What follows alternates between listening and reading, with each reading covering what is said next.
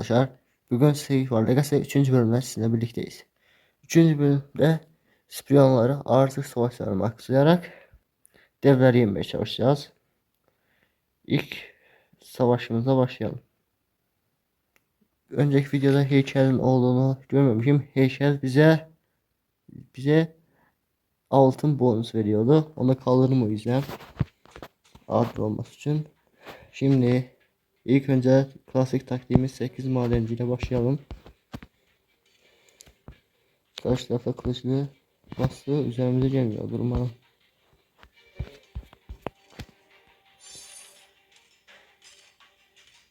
Hızlı madenleri kastıralım ki orada basmaya başlayalım.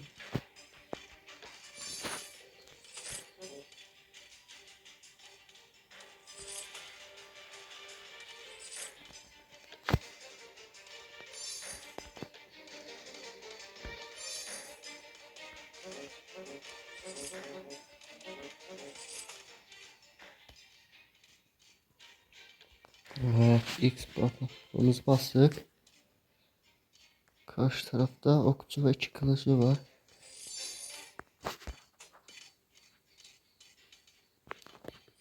Biz de karşı tarafa saldırıp bitirebiliriz tek sportavıyla. Diğer sportavılar gelsin. Karşı tarafta oyuncuları bitirelim ki daha fazla oyuncular çıkmasın önümüze. Evet. Fake ataka gidelim. Okçulardan çok hasar yemeyelim.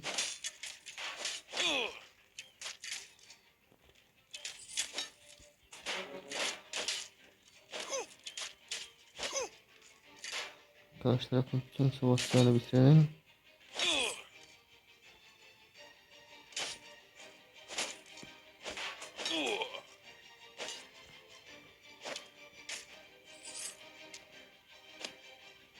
Hızlıca buradan uzaklaşalım. Tutturamadıkları çok güzel.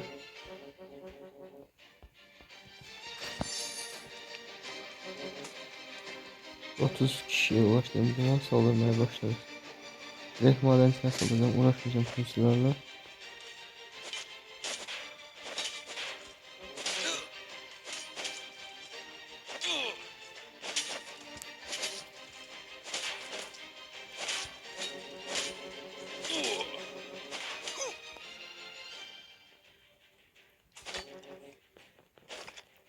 Ben yavaştan duvarın kıracakla kırmaya başlıyorum. Takviye geldiği zaman da takviye biraz oyalarız. Takviye geldiği yok, saldırın. Evet. Geldiği dediğimiz takviye geldiğine göre çeviririz burayı.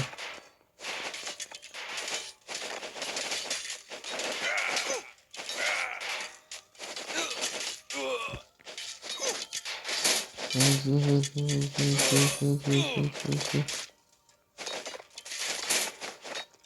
Nerede hızlı? Aktüel boşluğa ulaşmayın. Evet, kırık. Tıktık telefonu. 8 saatlik bir sandık. İstedi, evet. İspiyonumuzu bir seviye sonra tamamlamak olacak. Ve ilk özel bölümümüz açıldı. Bu özel bölümlerde kostümler veriyor. Sadece ilk bölümde şifacı büyüsü veriyor. Burada şifacı büyüsünden veriyor. 5 tane ya da şifacı çağırıyor. Büyüden veriyor.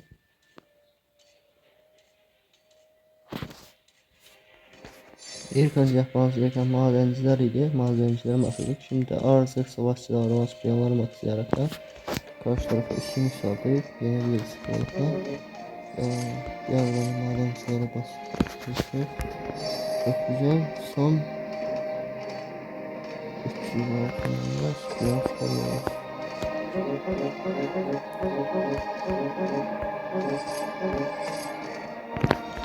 Madencilerden toplamış toplayan spiyon geldiği için direkt olacağım. Mesela spiyonu ki daha fazla maden kazanmasın.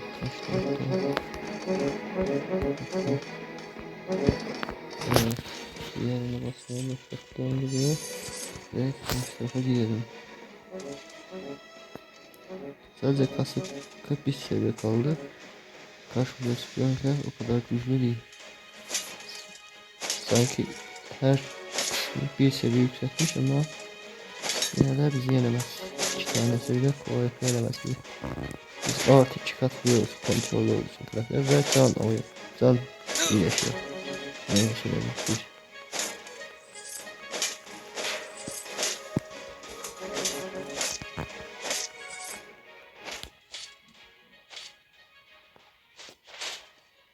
Evet, kapattı.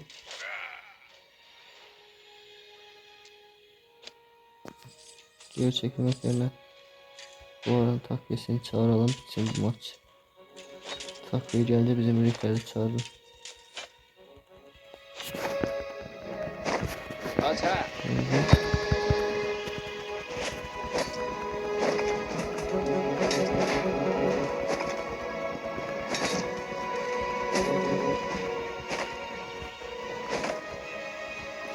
Evet. Ülkeyi yıkarken bizim savaşlara düşmanlar olacak.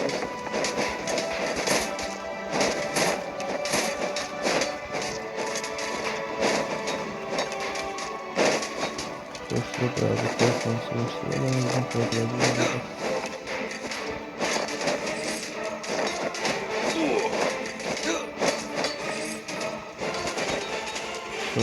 Sonra hadi son vuruş. Evet. Buraya kadar düşman savaşçıların şey bitti. Spiyonu bastıktan sonra bu heykele bastığım zaman altın verecek bize. Ben heykeli yükseltsem daha az altın kazanacak. Sanırım devler geliyor bu bölüm. Ve ikinci özel bölümümüz açıldı.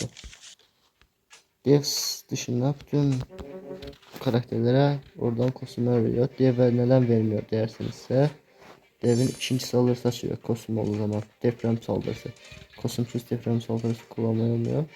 O yüzden vermiyorlar. Bu da kullanıcı kontrolünde yani. O kostümü seçtiğiniz zaman deprem yapabiliyorsunuz.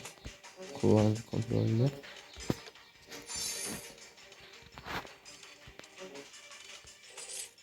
Bu da İldirim kostümü çok fazla iş yapıyor yani. İldirim kostümünü kullandığın zaman arkada madencilerin direkt hepsine tek atıyorsunuz deprem saldırısıyla.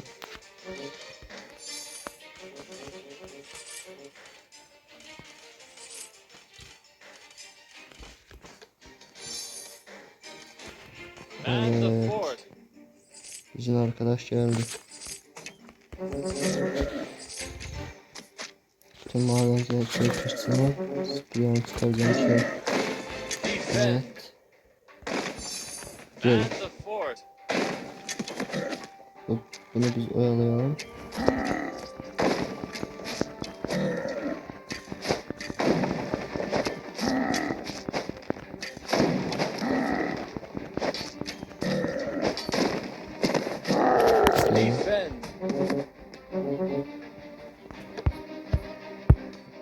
Başka bir tane daha spiyon var. Hiç iyi bir hava değil. Buraya doğru. Evet, böyle. Çok güzel. Biz de bizim alanımızı katalım.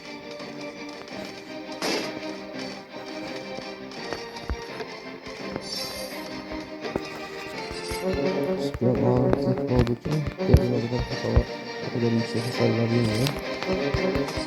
Onun için de kolaylıkla deveyi sürebiliyoruz.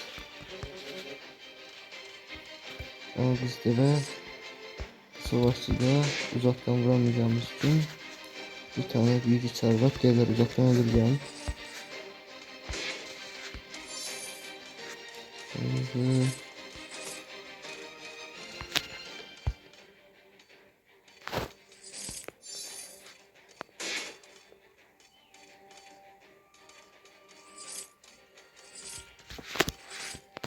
Tane büyük çağırıp uzaktan devleri teker teker avlamam gerekiyor ki karşı tarafa saldırınca devlerin sayı az olsun.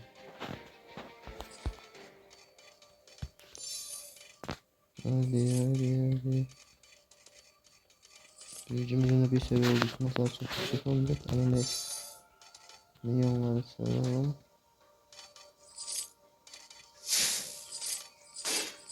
Milyonları desteğe bırakalım.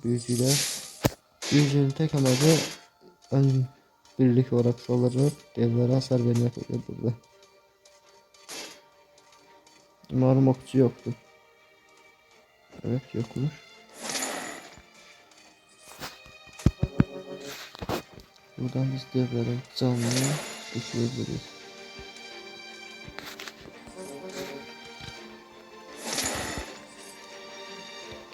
Bayağı da vurulmuşsun.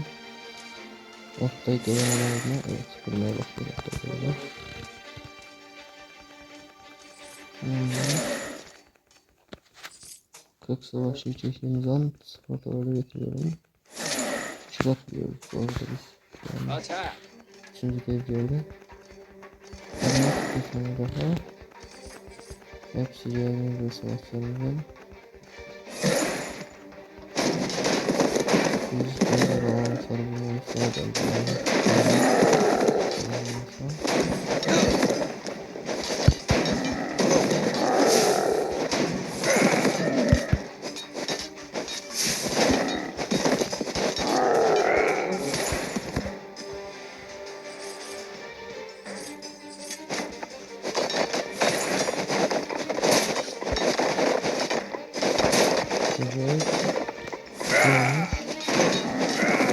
Görmüş.